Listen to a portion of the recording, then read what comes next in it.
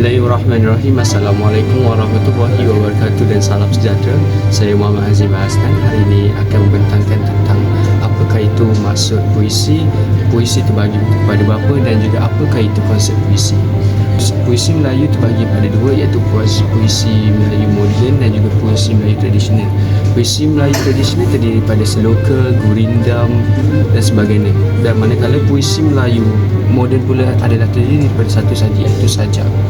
Puisi Melayu tradisional, puisi merupakan puisi rakyat yang telah wujud sejak dahulu kala lagi dan telah pun muncul sebelum masyarakat Melayu Melaka mengenali bentuk tulisan kerana ianya disampaikan melalui lisan. Puisi Melayu tradisional merupakan satu genre sastra yang paling awal dalam perkembangan kesusastraan Melayu. Menurut Ismail Hamid, para pekaji kebudayaan mendapati bahawa Mantara merupakan puisi yang terawal lahir daripada dalam masyarakat Melayu.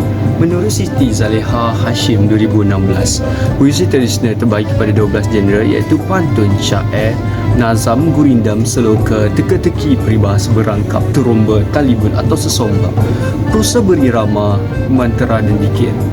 Saya akan menerangkan takrif puisi Melayu tradisional. Puisi Melayu tradisional adalah salah satu karya kesusastraan yang mempunyai nilai-nilai seni yang dapat memenuhi ciri-ciri sebuah karya sastra yang menggunakan bahasa sebagai media untuk menyampaikannya. Bahasa yang tersusun indah dan pemilihan kata yang mengikut rentak dan irama menjadikan puisi Melayu tradisional lebih menarik. Wujudannya bukan sekadar untuk hiburan, pengajaran dan alat komunikasi secara umum, malah diserapkan dalam amalan kehidupan bermasyarakat, ritual dan upacara serta adat dan perundangan. Mutiara Sastra Melayu Tradisional 2010. Terusnya kita beralih kepada fungsi puisi Melayu Tradisional. Sastra telah dihasilkan oleh keinginan pengarang itu sendiri kerana ingin berkongsi maklumat dan atau kehidupannya. Unsur-unsur dan pemilihan kata yang dimasukkan dalam puisi tradisional boleh membawa kepada kesedaran, mengubah pemikiran dan memberi ruang kepada masyarakat untuk mengambil iktibar dan nilai murni yang tersirat dalam karya sastra. Contohnya, nilai dan pengajarannya terdapat dalam Gurindam 12 yang merupakan gurindam yang cukup terkenal dalam kesusastraan Melayu.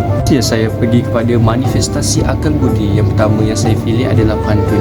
Yang pantun yang saya pilih adalah berakit-rakit ke hulu, berenang-renang ke tepian, bersakit-sakit dahulu, bersenang-senang kemudian. Ia ada menggunakan rima A dan B, iaitu penggunaan huruf U dan N yang pada hujung rima tersebut. Maksud pantun di atas adalah kita perlulah menghadapi kesusahan dan kepayahan hidup sebelum menikmati kesenangan di kemudian hari. Gaya bahasa yang terdapat di dalam pantun ini adalah asonasi, iaitu pengulangan kata kosakata dalam baris bersenang-senang kemudian. Unsur alam yang terdapat dalam ayat ini adalah berenang di sungai, iaitu dapat dilihat dalam rangka pantun, iaitu berakit-rakit ke hulu, berenang-renang ke tepian. Seterusnya adalah nilai murni, adalah kita perlu sabar dalam menyelesaikan sesuatu tugasan. Seterusnya kita pergi kepada gurindam. Gurindam dikatakan berasal daripada bahasa Sanskrit dan dibawa oleh orang India dengan nama kirandam. Kirandam bererti rangkap yang telah menjadi bidalan atau perumpamaan. Gurindam mempunyai dua bait dalam satu rangkap dan berisi rima AA, iaitu bait atau baris yang pertama mengandungi soal, masalah atau sebab, manakala bagi bait yang kedua pula mengandungi jawapannya atau akibat dan disimpulkan daripada perkara yang diusulkan dalam bait pertama tadi. Justru dapat disimpulkan bahawa gurindam merupakan puisi lama yang berirama, merupakan suatu kesatuan wacana yang utuh dan bertaut sehingga menzahirkan maksud yang mendalam sebagai nasihat, pengajaran, kebenaran dan penyataan perasaan cinta dan kasih sayang. Pengarang gurindam yang terkenal adalah Raja Ali Haji yang menjadi Raja Muda Riau pada tahun 1844 sehinggalah tahun 1857. Gurindam 12 merupakan karya Raja Ali Haji yang sangat masyhur dan terkenal. Berdasarkan maksud dalam kesemua rangkap gurindam fasa ketiga, didapati setiap rangkap mempunyai maksud yang tersirat dan tersurat.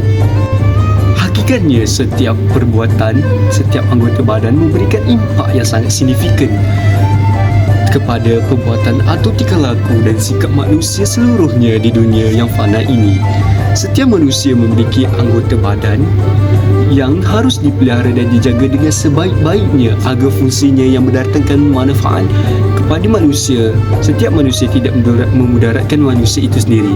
Kekuatan untuk menjaga dan memelihara anggota badan memanifestasikan ketakwaan, ketaatan dan kepatuhan umat manusia kepada setiap larangan Tuhan.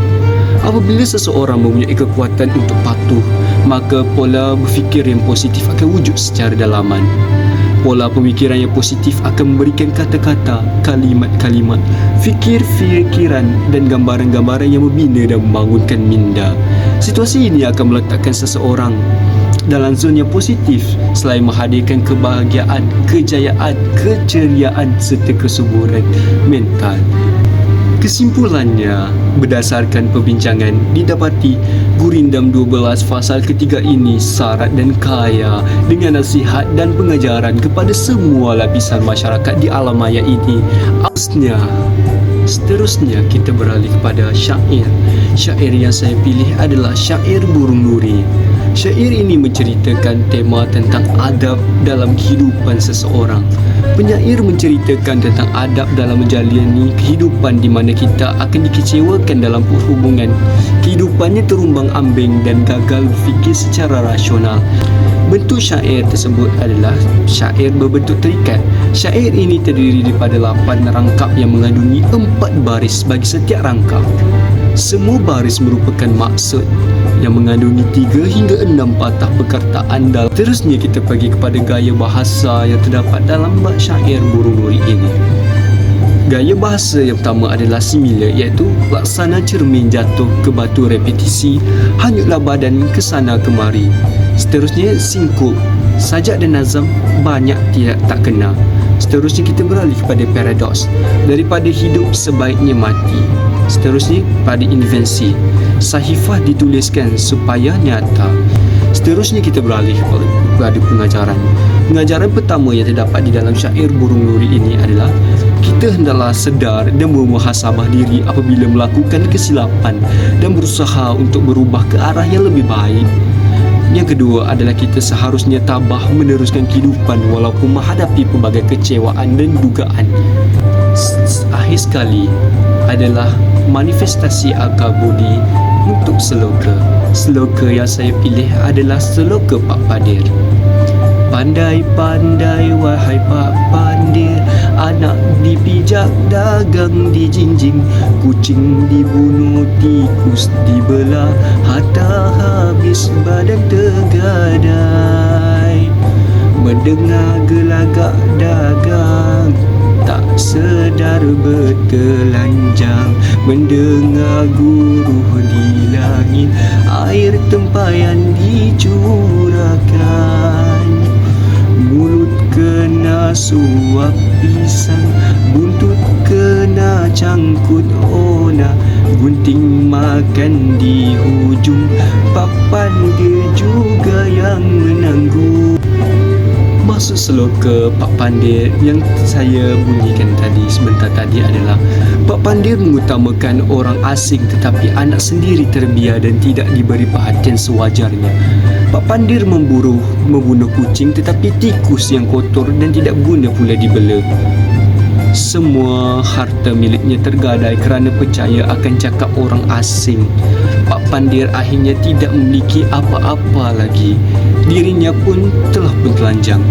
Apa-apa sahaja yang akan dibazirkan semata-mata mendengar berita yang belum pasti. Sebenarnya Pak Pandir ditipu dalam baik tanpa disedarinya. Soalan-persoalan lain seloka ini ialah kebodohan merugikan diri sendiri, sikap tamak yang merugi, sikap suka meniru orang lain tanpa menyedari kebolehan diri sendiri. Seterusnya yang terakhir kita pergi kepada nilai dan pengajaran dalam seloka Pak Padir. Yang pertama, janganlah kita melakukan perkara yang sia-sia. Yang kedua, kita tidak harus mengutamakan orang dagang sehingga keluarga sendiri diketepikan. Yang ketiga, amalkan sikap waras dalam kehidupan. Yang keempat, kita hendaklah berhati-hati ketika melakukan sesuatu pekerjaan. Yang terakhir, jangan mudah terpedaya dengan janji manis orang yang tidak kita kenali. Sekian daripada saya, Muhammad Azim Hasnan. Sekian, terima kasih.